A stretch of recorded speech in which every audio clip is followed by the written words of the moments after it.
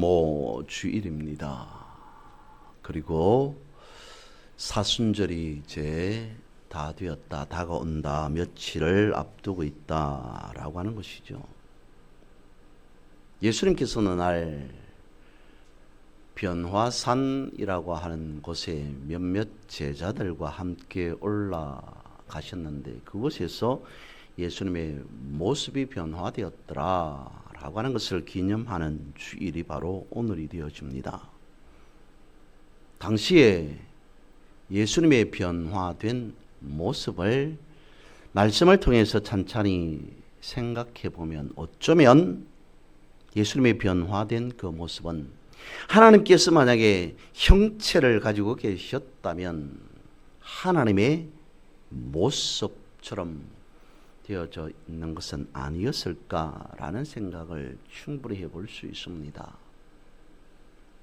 그러니까 당시에 예수님의 변화된 모습을 본 제자들은 어쩌면 예수님의 변화된 모습이 아닌 하나님의 형상, 하나님의 모습, 하나님의 임재하심을 경험한 것이었을 것이다 라고 말할 수도 있다는 것이죠.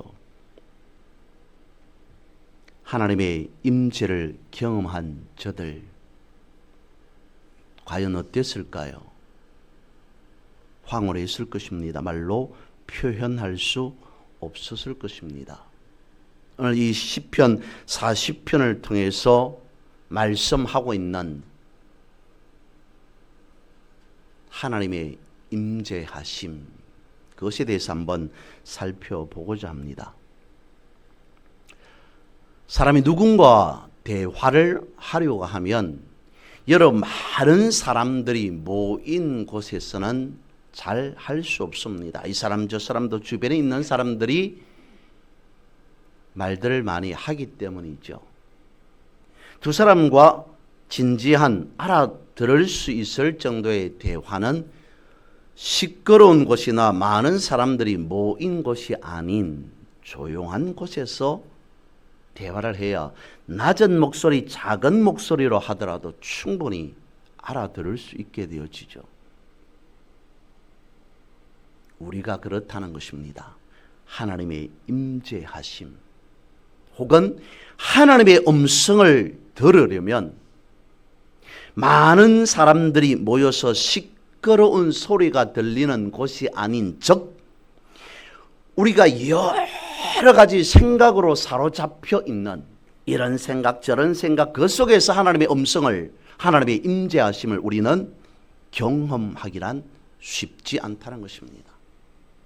오히려 맞은편에 있는 사람의 작은 목소리까지 들을 수 있는 조용한 곳, 즉 하나님의 음성을 하나님의 임재를 경험하기 위한 것은 다른 모든 생각들을 내려놓고 오직 한 생각에만 어떤 생각요? 하나님만 생각하는 그곳에서 하나님의 작은 음성, 하나님의 작은 목소리까지 우리는 들을 수 있게 되어진다라고 하는 것이죠.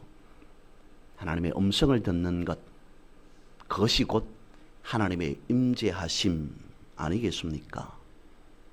시편 40편 오늘 본문으로 읽은 이 말씀이 그런 상황을 말씀해 주고 있습니다.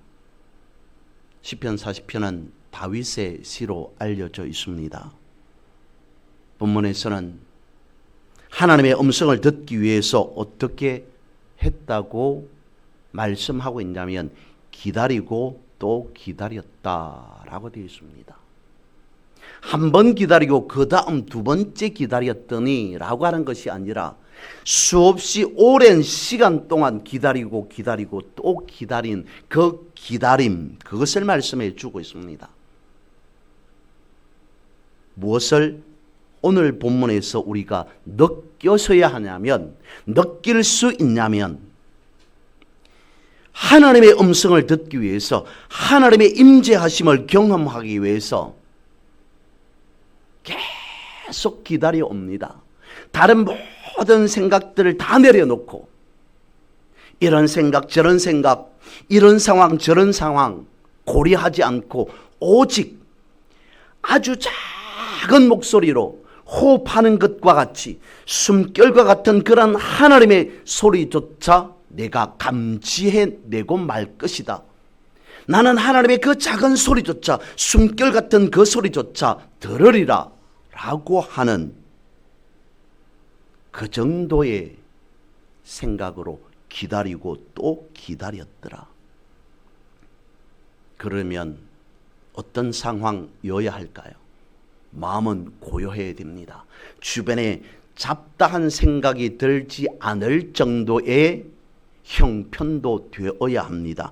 근데 오늘 시편은 그런 상황이 아니라고 말씀하고 있습니다. 우리가 흔히 시편이라고 하면 말 그대로 하나님을 노래하고 하나님을 송축하고 하나님을 찬양하는 그러한 것으로 알고 있습니다. 틀리지 않습니다. 맞습니다. 근데 하나님을 송축하고 하나님을 노래하고 하나님을 찬양하는 그 상황이 찬양할 수 있는, 송축할 수 있는, 노래할 수 있는 상황이었기 때문이 아닌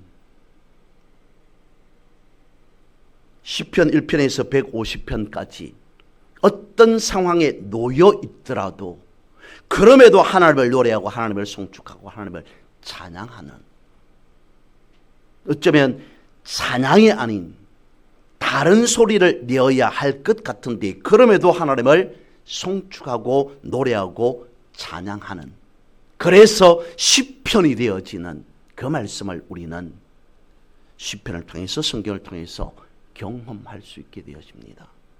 오늘 본문이 있는 이 시편 40편도 그렇습니다. 말로, 상황은 말로 표현할 수 없는 엄청난 상황입니다. 무게로 따지면 얼마나 무거웠던지, 사람으로서는 감당할 수 없는 그런 무게 한 가운데 눌려져 있는 상황, 엄청난 바위 덩어리가 누르고 있는 그런 오래도록 그런 눌린 삶을, 눌려진 삶을, 세월을 지냈던 사람, 그런 사람이 시편 40편을 기록하고 있습니다. 그러면서 시작되어지는 표현, 기다리고 기다렸더니 라고 말씀하고 있는 이 첫 구절은 단순한 반복이 아니더라는 것입니다. 어떤 상황입니까? 웅덩이 안에 빠져 있는 상황. 수렁에 빠져서 운신할 수 없는, 숨조차 제대로 쉴 수 없는 그런 상황. 그런 시간들을, 그러한 세월들을 살아낸 자가 내뱉는 한숨 같은 한마디, 내가 기다리고 기다렸더니. 절망의 바닥에서 혼자 힘으로 빠져나올 수 없는 상황입니다. 처음에는 발버둥 쳤겠죠. 할 수 있으리라 생각했겠죠. 상황이 여의치 않고 상황이 좋지 않지만 그래도 노력하면 될 줄 알았습니다. 근데 그것이 아니었습니다. 발버둥 치면 발버둥 칠수록, 노력하면 노력할수록 오히려 몸은 더 말을 듣지 않는 상황입니다. 나는 그래도 할 수 있어. 아니면 나의 상황을 보고 어떤 사람이 나를 좀 도와주십시오 라고 말을 하려고 해도 입술이 달라붙어 버린 상황. 숨조차 제대로 쉴 수 없는 진흙탕 속에서 할 수 있는 것은 단 한 가지, 기다림, 그것이었다는 것이죠.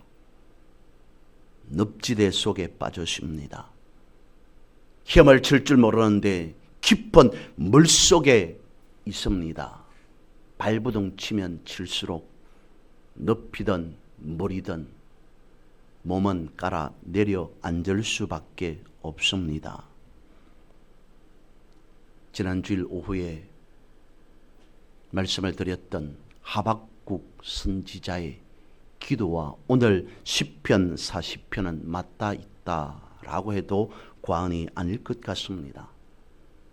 기다림이라고 하는 것은 바로 그런 것이겠죠. 무엇인가 간절함이 있습니다. 그런데 상황을 여의치 못하여서 절박합니다. 기다리는 그 시간 1분 1초는 마치 1시간인 양, 아니 수십 시간인 것처럼 그렇게 여길 수밖에 없는 고난의 시간들입니다. 그런데 그 속에서 포기했다, 절망했다라고 하는 말을 찾을 수 없습니다. 기다리고 또 기다렸더니 라고 하는 그 표현 속에서는 포기도 체념도 아니었습니다. 내가 기다리고 있다는 것을 하나님은 아시리라.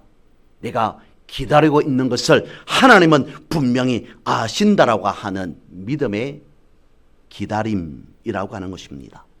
결국 진흙탕 속에서 범벅이 되어 있는 그를 하나님은 바닥까지 몸을 굽혀서 끌어올려 주십니다.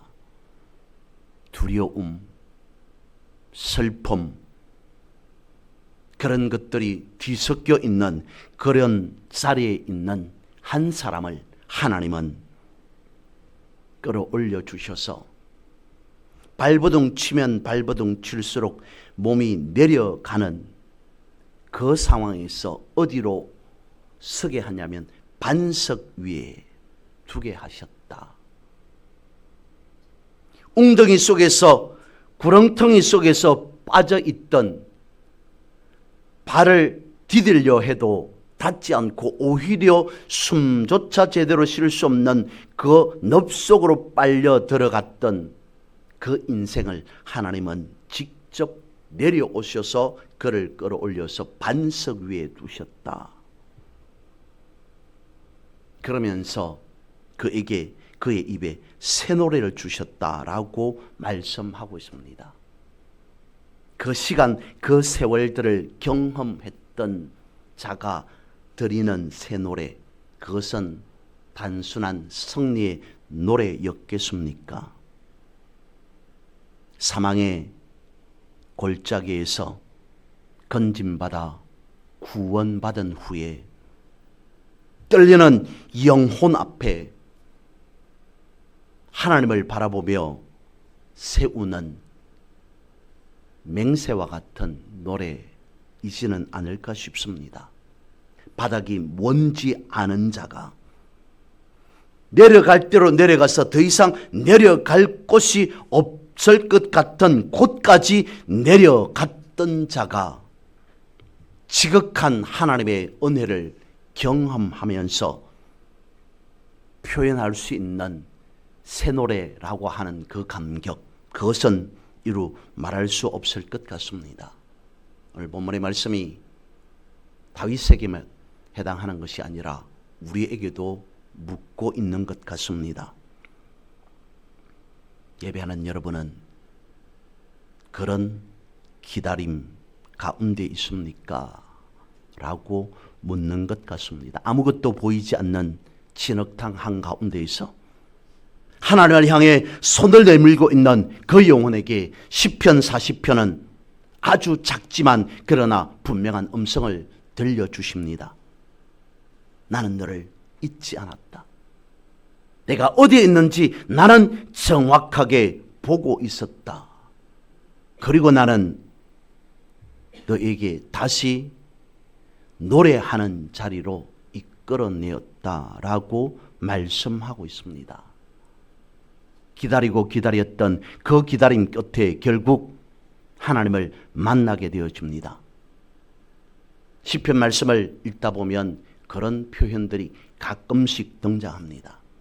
엄청난 고난과 고통 가운데, 그래서 절망하고 싶지는 않은데 이대로 갔다는 조금 있다가는 내가 가지고 있는 한계가, 이 사람이 가지고 있는 한계가 있으니까 절망할 수밖에 없을 것 같다, 포기할 수밖에 없을 것 같다 라고 하는 그 절체절명 위기 가운데 토로하듯이 하나님 앞에 기도합니다. 하나님, 내가 지금까지 받아왔던 그 엄청난 수모, 그것만큼 대적에게, 원수에게 갚아주십시오. 내가 1년간 수모를 겪었다면, 내가 10년간 혼란, 대적으로 인해서 혼란 가운데 고난 가운데 있었다면 하나님 이제 일어나셔서 깨셔서 대적에게도 1년간 10년간 그대로 갚아주십시오 라고 하는 그런 토로들이 가끔씩 시편 말씀에 등장하기도 합니다. 아마 그런 기도를, 그런 표현을 하나님께서 들으시면서 생각하셨을 것 같습니다. 내가 나 때문에, 믿음 때문에 오랜 시간 동안 고난 가운데 있었다면 나는 기억하리라. 내가 고난받은 그 시간만큼 나는 너에게 축복의 시간을 예비해 놓고 있노라 라고 말입니다. 아니 어쩌면 인생 가운데 세상을 살아가는 가운데 고난받은 만큼 하나님께서는 그대로가 아닌 그 2배로, 그 수십 배로 축복해 주시리라 라고 예비해 놓고 계시는 것은 아닐까? 하나님은 바로 그것을 우리가 기억하기를 원하신다는 것입니다. 오늘 본문 가운데서 우리가 기억해야 할 것은 이것입니다.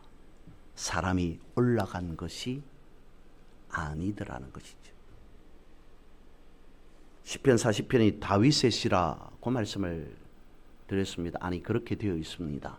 다윗이 올라간 것이 아닙니다. 하나님께서 내려오셨다는 것이죠. 어디까지요? 그가 처한 웅덩이 수렁 한 가운데까지, 위에 계신 높은 데 계신 거룩하신 하나님이 자신이 처해져 있는 그 웅덩이와 같은 그곳까지 몸을 굽혀서 직접 내려오셔서 우물 속에 하나님께서 손을 집어넣으셔서 다윗을 끌어올려 주셨다라고 말씀하고 있습니다. 왜 그렇게 우리가 알고 있어야 하냐면 사람들은 흔히들 그렇게 되어지더라는 것이죠. 내가 올라갔다고 말입니다. 어떤 해결할 수 없는 문제 가운데 놓여져 있습니다. 예의치 못한 환경 가운데 있습니다. 그러다가 그 문제가, 그 환경이 해결되었습니다. 그러면 생각하기를 사람은 내가 노력했기 때문에 내가 잘나서 끌어 올라갔다 라고 생각하더라는 것이죠. 성경 그렇게 말씀하고 있지 않습니다. 하나님께서 친히 내려오셔서 바닥에 웅덩이에 늪에 빠져있는 그 사람을 끌어올려 주셨다라고 말씀하고 있다는 것이죠. 흔히들 사람이 생각하는 것과 오늘 본문에서 성경에서 말씀하고 있는 것 다르더라는 것이죠. 하나님께서 내려오셨다는 것입니다. 하나님이 내려오신 그 자리를 우리는 하나님의 임재라고 표현하기도 합니다. 그러니까 시편 40편은 다윗이 가장 깊은 고난 가운데, 그것도 하나님 앞에 자신의 죄를 자각하는 그 시기로서의 드러내는, 표현하는 시편이다라고 보아집니다.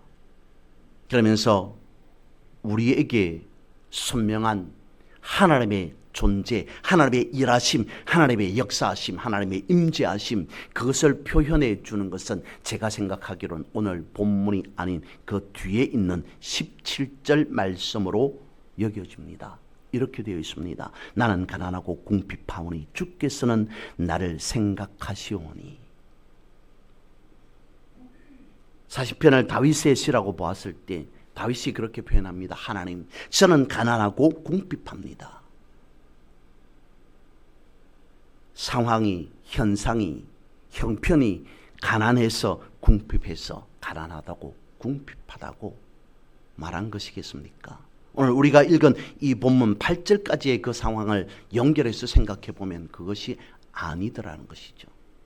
가난하고 궁핍하다는 것은 하나님, 저는 불가능합니다.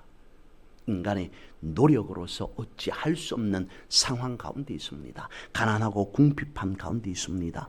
그 가운데 하나님께서 나를 그런 나를, 불가능한 상황 속에 있는 나를 하나님께서 생각해 주셨습니다. 하나님께서 임재해 주셨습니다. 하나님께서 친히 내려오셨습니다. 그리고 나를 끌어올려 주셨습니다. 반석 위에 두셨습니다.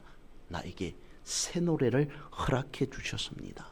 이보다 더 큰 영광이 있겠습니까? 라고 하는 표현이 17절이더라는 것이죠. 기다림 속에서 경험한 하나님의 강력한 임재하심, 이것이 확실히 드러나는 구절이라고 생각하고 말씀을 드린 것은 이것 때문입니다. 시편 40편 17절, 오늘 본문과 연결되어져 있는 그 상황에서 보는 17절은 마치 로마서 5장 8절 말씀과 연결되어지기 때문이었습니다. 우리가 아직 죄인 되었을 때 그리스도께서 우리를 위하여 죽으심으로 하나님께서 우리에 대한 자기의 사랑을 확정하셨느니라. 내가 가난하고 궁핍할 때, 즉 우리가 여전히 죄인 상태로 있을 때 주님께서 죄인된 나를 생각하셔서 십자가를 지셨습니다. 그러니까 우리가 오늘 본문의 말씀 있는 시편 40편은 다윗의 자신이 경험한 그 상황, 그때의 경험, 그때의 기억, 아픈 생각, 트라우마, 그것을 표현하고자 한 것이 아닌 우리 모두를 향한 완성된 신앙 고백이라고 하는 것은 무엇인가? 완성된 인생을 통해서, 믿음의 삶을 통해서 완성된 시편이라고 하는 것이 무엇인가? 한 사람이 인생을 살아가면서 하나님 앞에 드릴 수 있는 완성된 신앙 고백이라고 하는 것은 무엇인가? 그것을 오늘 본문의 말씀을 통해서 우리에게 보여주고 있다라고 하는 것입니다.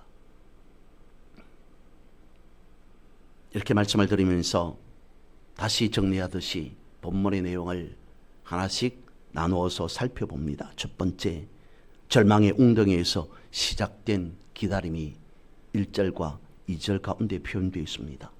기가 막힐 웅덩이와 수렁이라고 되어 있습니다. 손 뻗을 수 없는 그 가운데에, 아니 손을 뻗어도 아무 소용없는 늪과 같은 그 가운데에 있다라고 하는 표현이 기가 막힐 웅덩이와 수렁이라는 것입니다. 죄책감도 있고 무력감도 있었을 겁니다. 거기에서는 말할 수 없는 감정적인 엄청난 어두움, 정신적인 깊은 우울까지 담겨져 있었을 겁니다. 절망이 어쩌면 엎치고 덮친 상태, 그런 상황에 놓여져 있을 수도 있는 그 상황에서 오늘 본문은 말씀하고 있습니다. 그럼에도 절망하지 않고 기다리고 기다렸다. 카와라고 하는 히브리어는 그것을 표현해 주고 있는 것 같습니다. 단순한 기다림, 그것이 아닌 기다릴 수 없는 상황 가운데서 절망하지 않고 기다렸다고 하는 것은 영적인 끈질긴 갈망, 그것을 나는 품고 품었습니다.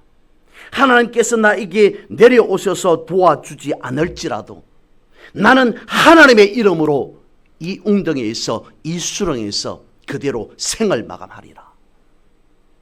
왜냐하면 변질되기 싫기 때문입니다.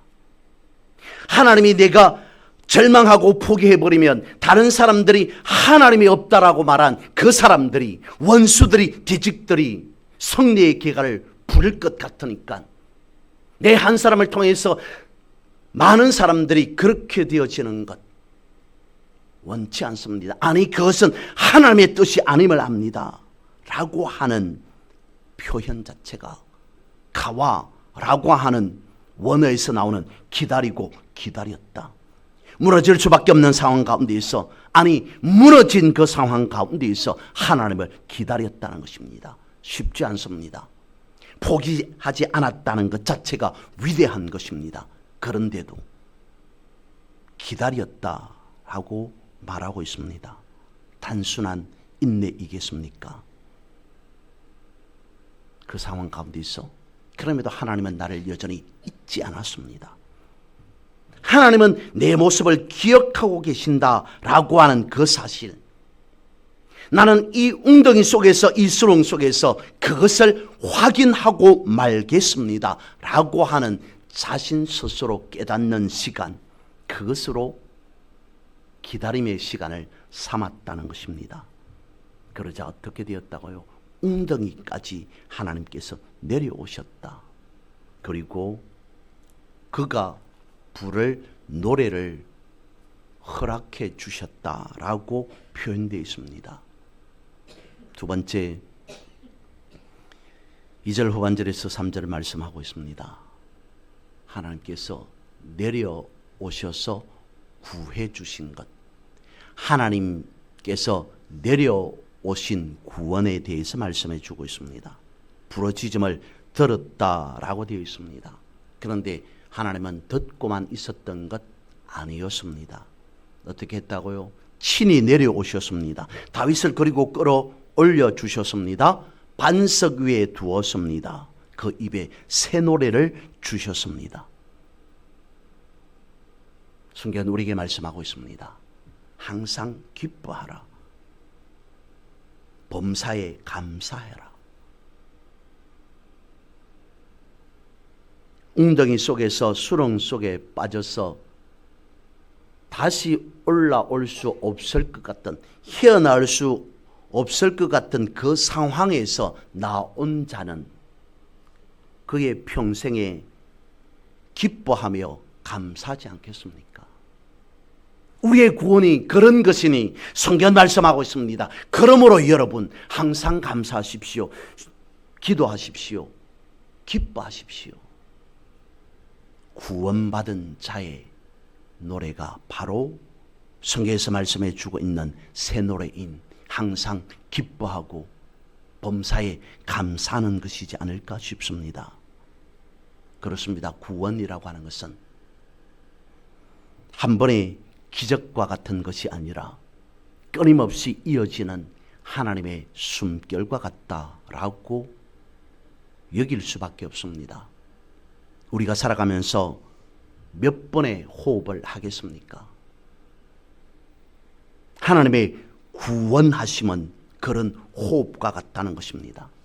그러니까 우리가 어떤 상황의 형편에 놓였을지라도, 무너져서 기다릴 수 있는 힘조차 없을지라도 주님은 늘 언제나 그 자리에 함께 하셨다는 것입니다. 아니, 이미 하나님께서는 아시고 기다리고 계셨다는 것입니다. 우리가 비록 완벽하지 않을지라도, 우리의 삶이 제대로 정돈되지 않을지라도, 그리고 고난이 끝나지 않을지라도 성경 말씀하고 있습니다. 나는 너를 잊은 적이 없다. 나는 너를 기억하고 또 기억하였다 라고 하면서 하나님께서 새 노래를 허락해 주신다라고 하는 것입니다. 성경은 그것을 말씀해 주고 있습니다. 사막에서 샘이 흐르리라. 사막이 힘들다라고 하는 것은 샘이 없기 때문입니다. 단지 물줄기 하나가 없다라고 하는 것을 말하는 것이 아니라 사람이 살 수 없는 환경, 조건이라는 것입니다. 그것을 성경에서는 사막에서 샘이 흐르리라 라고 말씀하고 있습니다. 사막에는 샘이 있을 수 없습니다. 샘이 흐를 수 없는 환경이 사막입니다. 그런데 성경은 무엇을 말씀해 주고 있냐면 사막에서 샘이 흐르게 하리라 라고 하는 역사를 말씀해 주고 있습니다. 고난 속에 있을지라도 그 고난 가운데 있어 하나님을 바라볼 때 그 고난으로 성화된 믿음, 성숙한 믿음, 변화된 믿음, 그것을 경험케 되어지리라. 오늘 본문이 그것을 말씀해 주고 있습니다. 오랜 시간 동안 웅덩이 속에 있었습니다. 그런데 하나님께서 내려오셔서 그를 반석 위에 두셨습니다. 변화된 환경 가운데 있어 부를 수 있는, 부르는 노래가 다름 아닌 새 노래라는 것이죠. 세 번째로 4절에서 5절은 말씀하고 있습니다. 복 있는 사람의 길은 하나님을 의지하는 것이다 라고 말씀하고 있습니다. 시편 1편에서 말씀합니다. 복 있는 사람이라고 하는 그 주제가 오늘 본문에 있는 시편 40편에서 다시 고백되어지고 있다는 것입니다. 구원받은 영혼이 경험하는 또 하나의 은혜는 하나님의 생각이 나의 생각보다 훨씬 더 깊고 넓다는 것이죠. 5절입니다. 주께서 행하신 기적이 많고 생각도 많아 헤아릴 수 없습니다.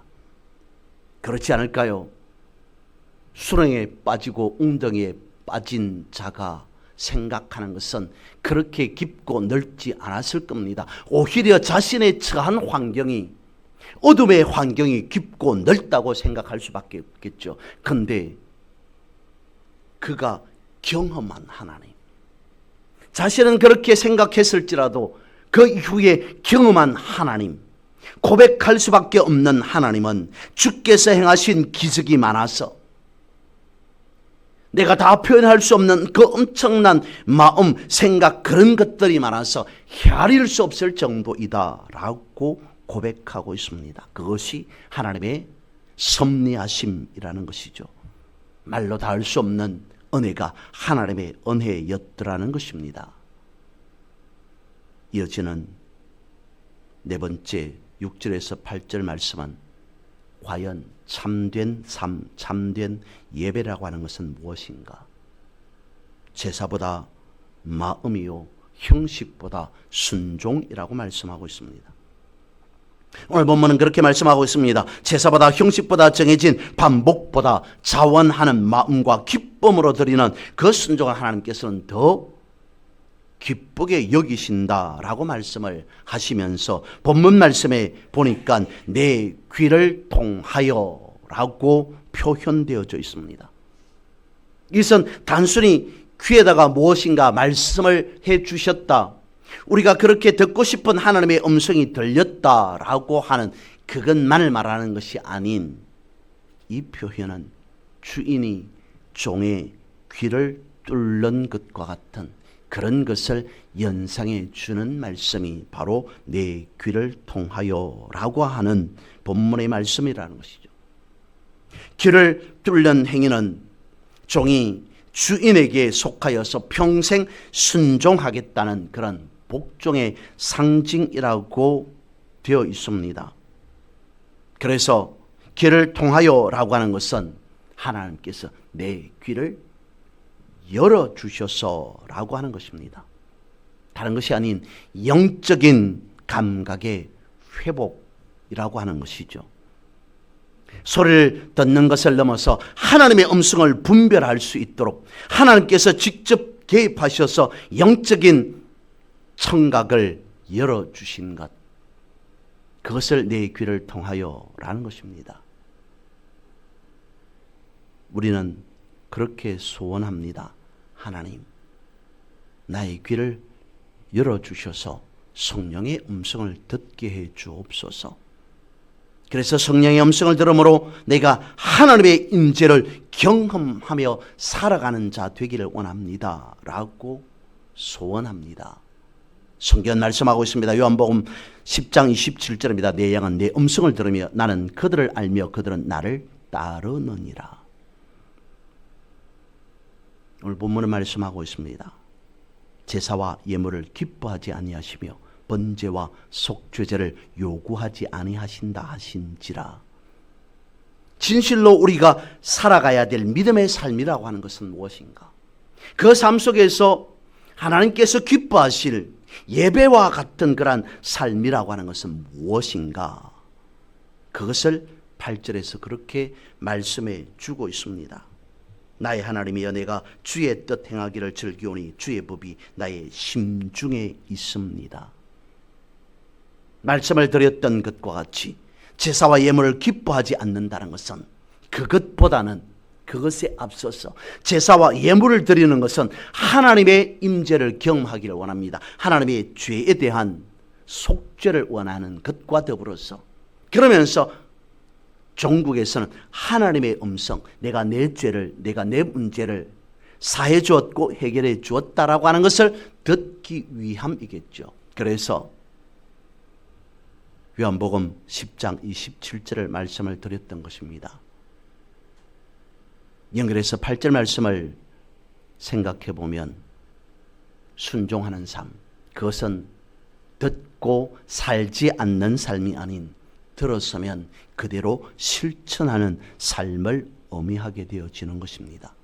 말씀을 머리로만 아는 것이 아니라 내가 주의 뜻 행하기를 즐기오니 주의 법이 나의 심중에 있습니다 라고 표현하고 있는 것처럼 하나님께서 나에게 들려주신 그 말씀대로 내가 살아가는 것이 아니라 주님과 함께 하나님과 더불어서 살아내지는 그런 순종의 삶, 그것을 표현해 주고 있다는 것이죠. 말씀을 마무리해 봅니다. 우리의 삶은 어쩌면 오늘 본문에서 기록하고 있는 기다림의 삶, 하지만 그 기다림의 끝은 기다림으로 끝나는 것이 아니라 구원의 삶임을, 그러면서 구원받은 자에게 하나님께서 기뻐하시는, 하나님께서 원하시는 것이 있다면 순종의 삶을, 그러면서 다시 새 노래로, 새 음성으로, 새 하나님의 소리로 들려주실 것을 기다리는 또 다른 기다림의 삶을 오늘 본문은 성경은 말씀해 주고 있는 것 같습니다. 그런 의미에서 우리는 믿습니다. 조용히 믿습니다. 하나님께서 나를 생각하시고 하나님께서 나를 잊지 않으셨으니 나는 조용한 가운데에서 오직 하나님만 생각하는 가운데에서 하나님만을 의지합니다. 그 하나님을 의지하는 우리의 발걸음, 그것은 수렁의 웅덩이에 있지 아니하고 반석 위에 있음을, 그래서 평생에 살아가는 그 호흡이 새 노래가 되어줘서 새 노래를 할 때마다, 호흡을 할 때마다 그 자리가 어떤 자리이든지 간에 하나님의 임재를 경험하는 순간, 그 순간 속에 터져나오는 진실한 신앙 고백, 그것이 끊임없이 새롭게 변화되어지는 힘의 근원임을 성경은 말씀하고 오늘 여러분은 그런 삶을 살아가게 되어지기를 주님의 이름으로 선포하고 축복합니다. 기도드리겠습니다. 그러하신 주님,